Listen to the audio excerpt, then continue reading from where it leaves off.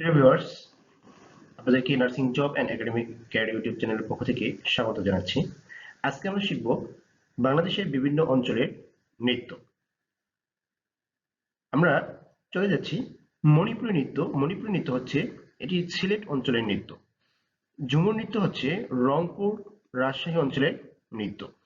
ধূপ নৃত্য হচ্ছে খুলনা, ফরিদপুর এবং যশোর অঞ্চলের নৃত্য।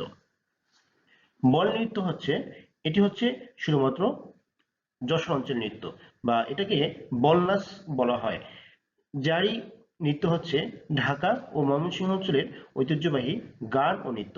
অর্থাৎ জারি গান হচ্ছে এটি জারি গানের সাথে যে নৃত্য করা হয় সেটি হচ্ছে জারি গান বা জারি নৃত্য।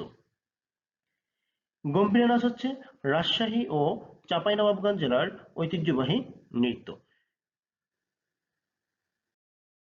ঘাটু নাচ এটি হচ্ছে ঘাটু গানের সঙ্গে পরিবেশিত হয়।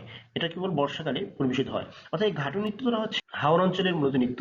হাওর অঞ্চলে যখন মাছ ধরার পরে নৌকা নিয়ে যখন তারা ঘাটে ফিরে তখন সেখানে বসে যে তারা গান পরিবেশন করে এবং সেটার সাথে যে নৃত্য পরিবেশন করেন সেটি হচ্ছে ঘাটু নাচ। পুতুল নাচ হচ্ছে পুতুলের অভিনয়াত্মক যে নাচ সেটা হচ্ছে পুতুল নাচ। বাউল নাচ হচ্ছে বাউল গানের সঙ্গে যে নৃত্য করা হয় সেটি হচ্ছে বাউল নাচ। আর লাঠি নাচ হচ্ছে মহরম উপলক্ষে পরিবেশিত নাচ। এটি লাঠি নাচটা লাঠি নাচ থারু জনগণের একটি সাংস্কৃতিক নৃত্য এবং এটি থারু লাঠি নাচ নামে পরিচিত। তো থারু হচ্ছে নেপালের একটি জনগোষ্ঠী। এই জনগোষ্ঠীদের একটি ঐতিহ্যবাহী সংস্কৃতি হচ্ছে এই লাঠি নাচ এবং সেখান থেকেই মূলত এই মহরম উপলক্ষে এই নাচটি পরিবেশিত হয়। আর লেটো নাচ হচ্ছে লেটো গান ও অভিনয় অংশরূপে পরিবেশিত হয়। খেমটা নাচ হচ্ছে খেমটা তালের সঙ্গে পরিবেশিত হয়। খেমটা নাচ গানের প্রধান বিষয় রাধাকৃষ্ণের প্রেম। খেমটা শব্দের অর্থ হচ্ছে এক বিশেষ ধরনের সঙ্গীত তাল এবং নাচ যেটি মূলত হচ্ছে পূর্ব যুগে জমিদারদের মনোরঞ্জনের জন্য করা হতো, সেটা হচ্ছে খেমটা নাচ। তো আজকে এ পর্যন্তই।